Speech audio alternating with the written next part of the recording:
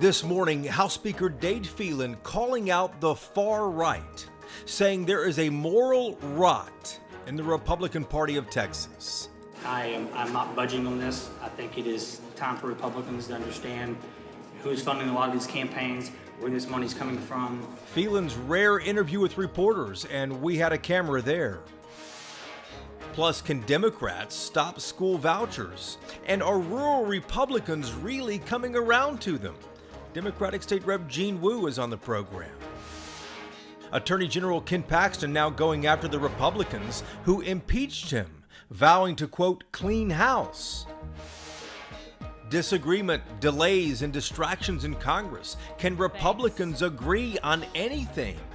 Congresswoman Beth Van Dyne, frustrated with some in her own party, is with us from Washington. Inside Texas Politics with Jason Whiteley starts now. Good Sunday morning. Lots of political drama between Austin and Washington, D.C., but let's get to the headlines first. Some of the things you might have missed here. Attorney General Ken Paxton now seeking revenge on House Republicans who impeached him. Paxton is supporting candidates to run against fellow conservatives in his hometown of Collin County. Paxton endorsed opponents against State Reps Frederick Frazier, Jeff Leach, Matt Shaheen, and Candy Noble. Each of those Republicans voted to impeach Paxton on corruption charges. The Senate did acquit him, but Paxton told a meeting of supporters, quote, "We're going to clean house." Texas took over Houston public schools earlier this year, but the state is letting underperforming charter schools expand. This is remarkable reporting by the Texas Tribune and ProPublica. Education Commissioner Mike Morath took over Houston ISD in June because one of its campuses did not meet state standards for years. But the Trib and ProPublica say that Morath has repeatedly allowed charter schools to expand and serve more students, even when they do not meet state standards themselves. You can read this one at texastribune.org. And with less than a month until Election Day, Houston's mayoral race really down to two candidates right now. It's State Senator John Whitmire and Congresswoman Sheila Jackson Lee. A brand new poll from the University of Houston has Whitmire barely ahead of Jackson Lee, 34 to 31%. A runoff, though, shows Whitmire ahead by double digits. The other candidates poll at 4%, Election Day, November the 7th.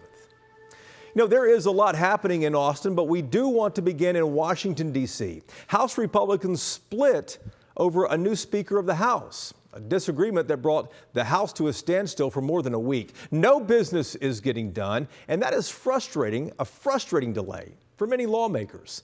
Congresswoman Beth Van Dyne among them. She is our first guest, a Republican who represents parts of Dallas and Tarrant counties in North Texas. Congresswoman, welcome back to the program here. The biggest question I think a lot of people have is how can you, not you necessarily, but how can the party get united with so much business waiting to be done there in D.C.?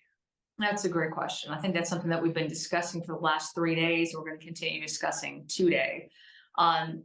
You've got a lot of personalities. Each of us represents about 700,000 different opinions, and getting us all in the room. You know, our disagreements are reflected across America dinner tables. At the end of the day, you've got 3-4 members of our conference who can basically tank any nomination, tank any bill. And people, I think, are kind of pondering around if they were Jim Jordan fans, if they were McCarthy fans. They're not necessarily Scalise fans, and we got to get over it. There's just too much on the table right now. I mean, you're looking at what's happening in Israel. You're looking at what's happening at our southern border. You're looking at what's happening with our pocketbooks. Those things have to be addressed. How do you expect a new speaker is going to run things differently in the House than what we saw with Speaker McCarthy?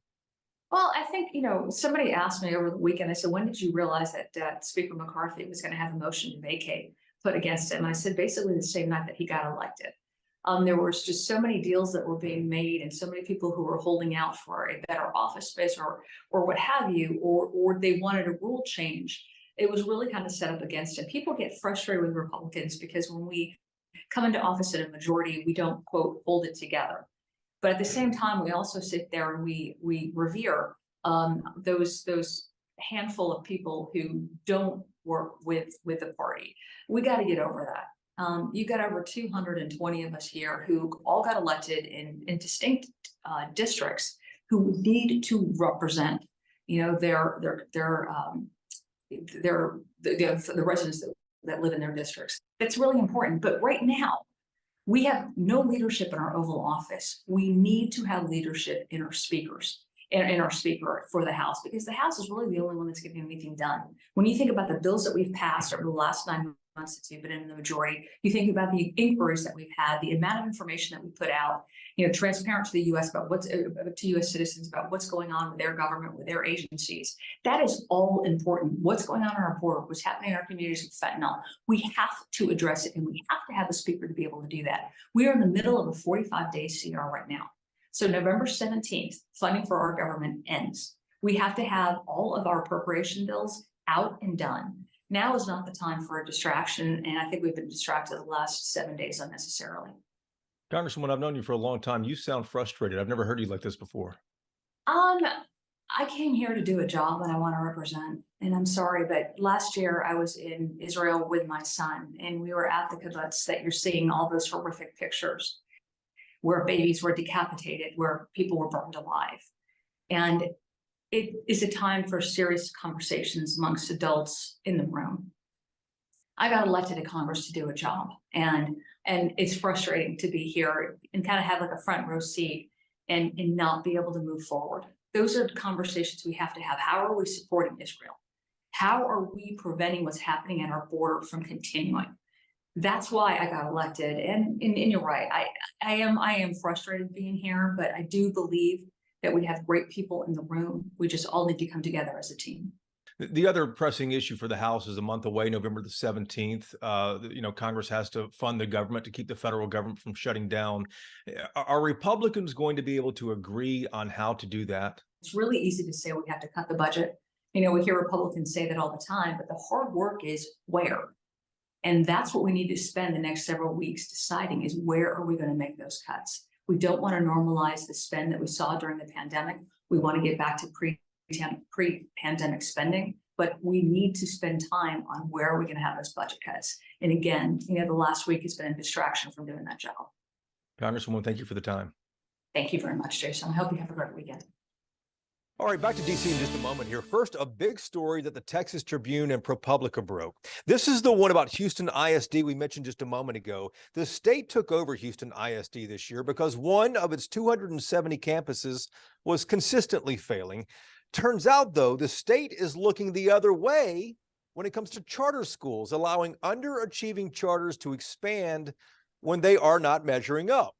Ian Mitra is the senior managing editor of the Texas Tribune. Ian, great story here, really good reporting. Why is the state giving charters this extra room when looking the other way? Well, my colleagues, Kia Collier and Dan Kima-Hill, really looked into this aspect particularly over the time of, Mike Morath's tenure as education commissioner. And they found, in 17 instances, waivers were given to charter school networks, even though they had multiple failing campuses that wouldn't normally allow them to qualify for expansion. They reached out to the Texas Education Agency to kind of get better understanding of why these waivers are in place. The TEA said in large part most expansions don't require a waiver. In this case, they were just looking more holistically at the applications and also looking at plans to address these failing campuses, which a lot of folks are saying is hypocrisy considering what happened in Houston. It certainly looks like that. It's a fantastic story for people they can find at texastribune.org. I want to ask you briefly here about no speaker in the U.S. House. This is really sidelining the United States with a lot of stuff going on in the world, from Ukraine to Israel to the southern border.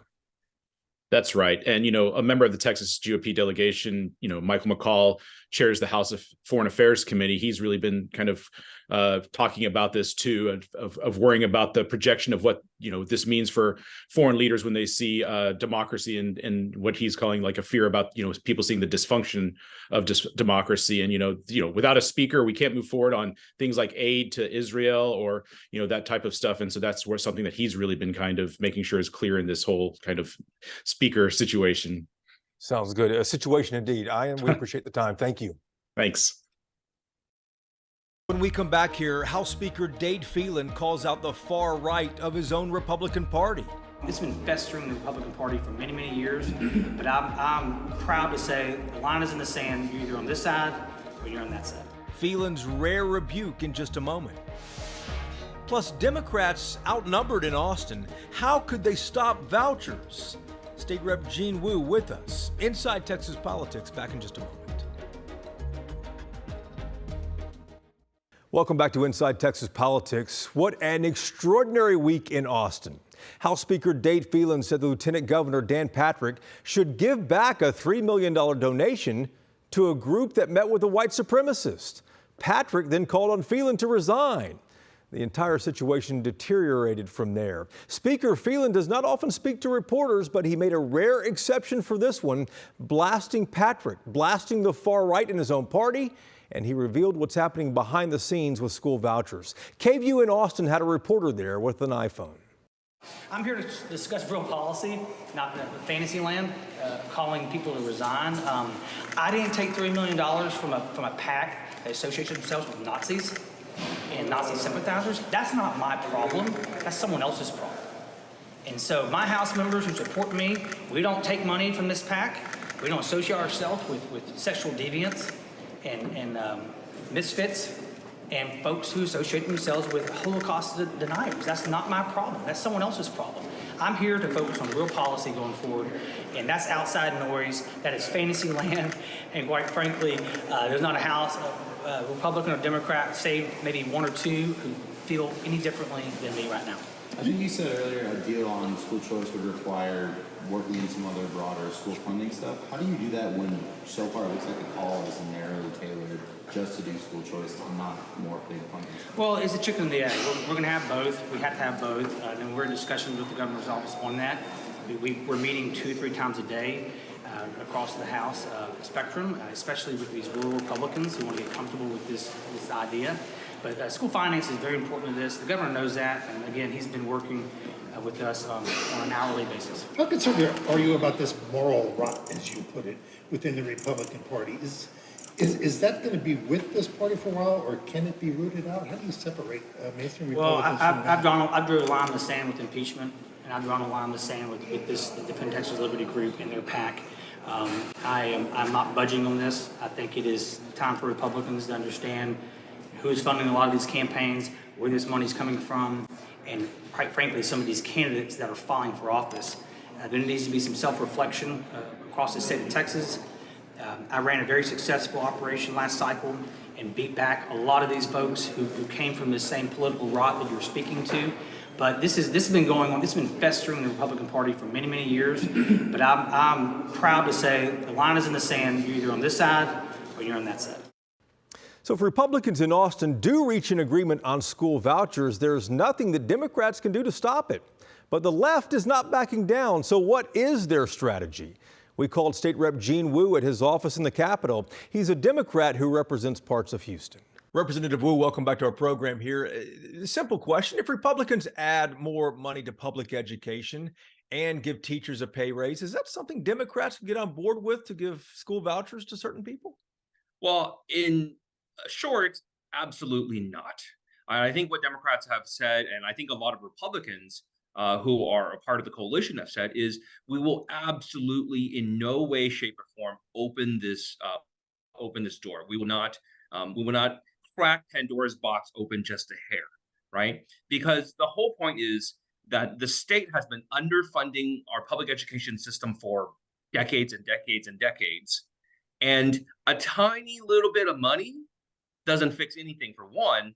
And it's not a good trade for what will inevitably be the collapse of the entire system. When you open the door to start yanking money out for this, then next time we'll yank it out for that, and then so on and so forth. If Republicans reach an agreement to pass this, can Democrats do anything to stop it? Well, I mean, look, one, I don't think that's going to happen. You don't think so? I think the rural Republicans are standing strong, especially given now the new climate of the Texas legislature. I think the rural Republicans say, you know what? They're going to be mad at me if I do. They're going to be mad at me if I don't. I might as well do what's right for my community and do what's right to make sure that my families and my kids get taken care of. And even when it comes to it, look, Democrats have been in the minority for almost 30 years now. And this is not our first fight that we've had to come in and try to fight it, without the majority. So we're going to fight it in every way possible, whether it's through procedure, whether it's through talking to our colleagues, whatever it is, we're going to keep fighting, because public education is probably the single most important thing that our state does. Representative, we had one of your colleagues on the program last week from San Antonio, Barbara Gervin Hawkins, and I know everyone's probably chatting about the things that she is saying. She said that vouchers are not going to kill public education. She's a Democrat, of course. Yep. She says there aren't enough private schools to take the 5.4 million public school students in this state. There aren't enough to handle all the public schools in this state. Are Democrats overreacting to this? So look, even like let's take like HISD, let's take my area, right? Even a like 1 or 2% change in school populations has dramatic, multi-million-dollar consequences for these schools. And it's not just that. It's also retired teachers. Whenever you have fewer students, you're going to have fewer teachers. Fewer teachers means fewer teachers paying into teachers' retirement, which is barely solvent right now, right? We just put some more money into it, but if we remove teachers from the system and they're not paying into teachers' retirement, the system's going to collapse. And there's been studies done in various districts saying, like, if 1% leaves, if 2% leaves, if 5% leaves, these are the consequences. And they're not small consequences.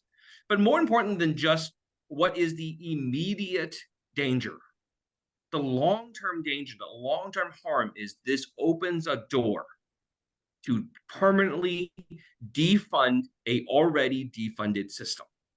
Representative, thank you for the time. We appreciate it, sir. Absolutely. Thank you.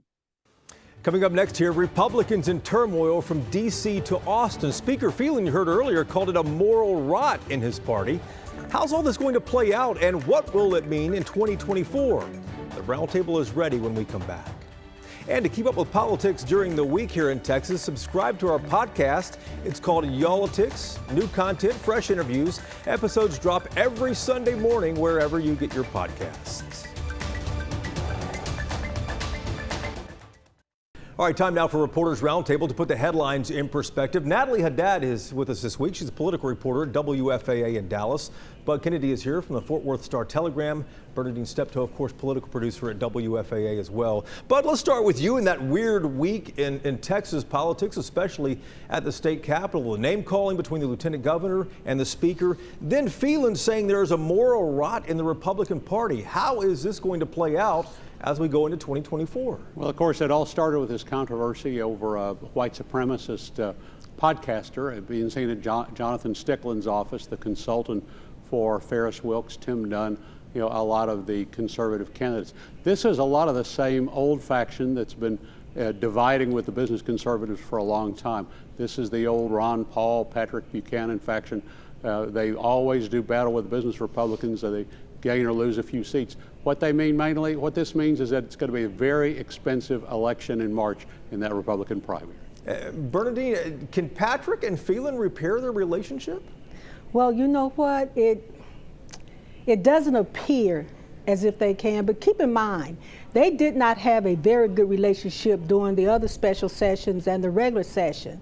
And so this is just spilling on into this third special session. And also keep in mind the Paxton trial, where there are poor and terrible feelings then.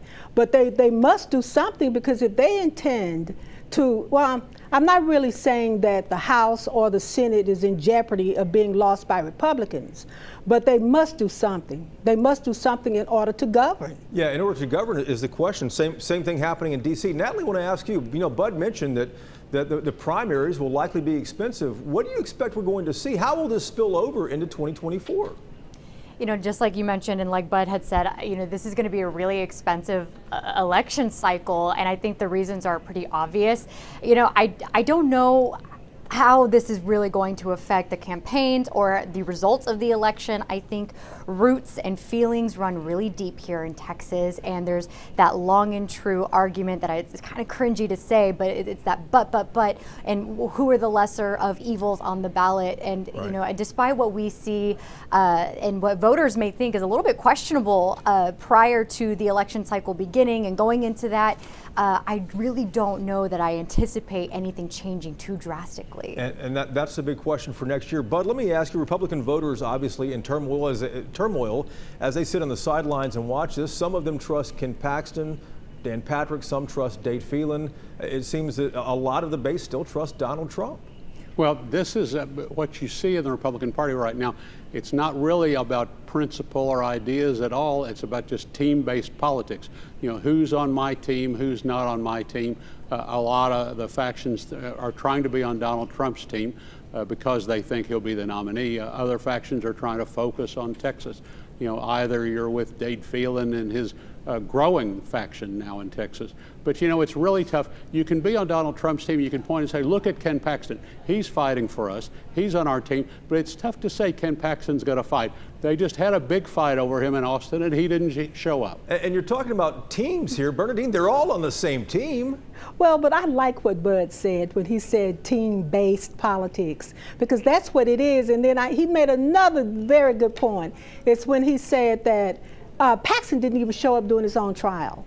So what makes supporters think he's going to show up when they need him during these elections? But it's really alarming if you're looking at it from perspective of those Republicans who want to govern and win. Right. Because how do you do that if you're so divided? Exactly. That's what we are watching to see play out and how it will go in the coming months. Guys, we appreciate the time. Thank you so much. Natalie, Bud, Bernadine, thank you for watching as well. We're back next Sunday to take you inside Texas politics. Hope to see you then.